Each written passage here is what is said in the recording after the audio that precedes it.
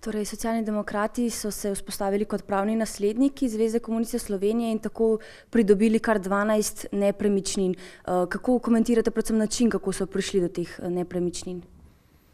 No, Slovenija je edina postkomunistična država, kjer premoženje bivše edine dovoljene stranke Komunistične partije Zveze komunistov in njenih satelitov ni bilo razdeljeno med novo nastale politične sile. Zaradi tega so bile v Sloveniji praktično vse volitve od leta 1990 naprej na nek način nepoštene, ker stranke niso imele enakih ali pa vsaj približno enakih materialnih možnosti za nastop na volitvah. Še posebej je bilo to očitno na prvih volitvah leta 1990, ko je Zveza komunistov pa njeni sateliti, socialistična stranka, Zveza socialistične mladine, ki so skupaj pač podedovale, oziroma so si prilastile premoženje iz enopartijskega režima, na volitvah nastopile z izjemno materialno prednostjo. No, moram reči, da tudi kasneje ni bilo dosti bolje, ker so novo nastale stranke morale velik del teh sredstev, ki so jih dobile iz proračunov za delo na podlagi volilnega rezultata, namenjati najemninam ali nakupu poslovnih prostorov, medtem ko je stranka, ki se danes imenuje Socialni demokrati, v zadnjih 30 letih so bili pa že vse mogoče, imajo pa direktno pravno nasledstvo, ki so ga uveljavili pri pridobivanju teh nepremičnin od Zveze komunistov, najemnine, dobivala še dodatna sredstva od najemnin, ko so te prostore oddajali. Se pravi, ne samo, da so imeli lastne prostore, za katere jim ni bilo treba nič plačevati, oni so imeli teh prostorov preveč, so jih oddajali in dobivali še dodatna sredstva. Se pravi, vse demokratične stranke v tem času so bile v dvojnem minusu glede na izhodiščni položaj za pošteno volilno tekmo.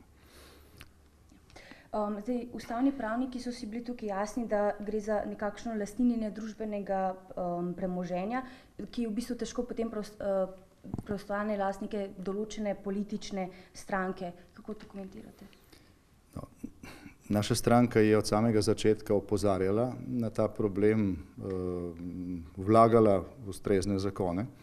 Prvi zakon je vložila že Demosova vlada po tistih prvih večstrankarskih volitvah.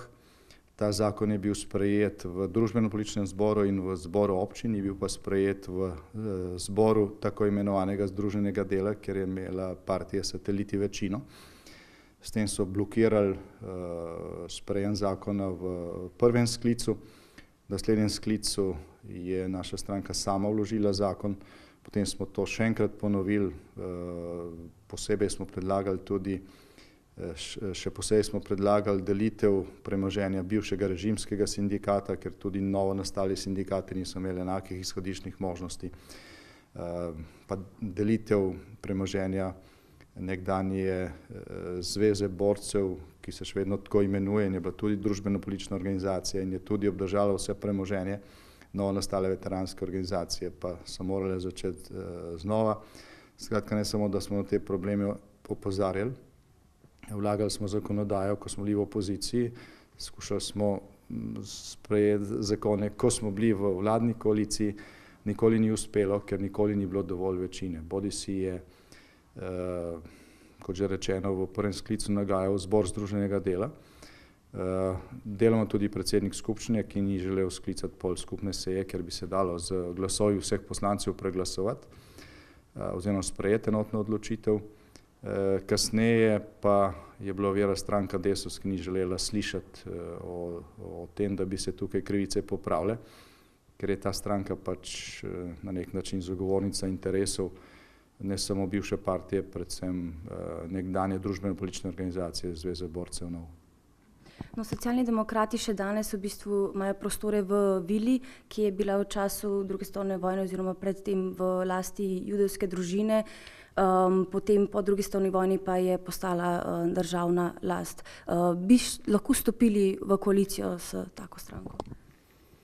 No, mi smo že večkrat javno povedali, da imamo težave, kar se tiče sodelovanja, predvsem pa jemanja resno programa strani strank, ki govorijo o enakih izhodiščnih možnostih, o človekovih pravicah, o socialni državi, o vladavini prava in tako naprej.